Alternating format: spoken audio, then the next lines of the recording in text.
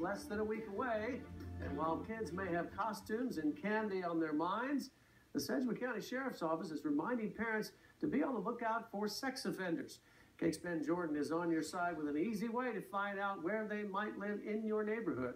Starting early Saturday, kids of all ages will go door to door dressed up as their favorite Disney character, superhero, or animal. We go to her grandparents' neighborhood and just walk around. It's a pretty safe neighborhood. But not all houses are safe. In the days leading up to Halloween, the Sedgwick County Sheriff's Office wants you to do your research. There are more than 2,800 registered violent or sex offenders living in the county. Those houses and everything are everywhere. That's not just one specific area. The easiest way to look for offenders in your neighborhood is to go on over to sedgwickcounty.org. So you go to the How Do I section, you go down to registered offenders, and from there you go to the top left link. Search for offenders in your area, and just for a point of reference, we'll type in the station's address here.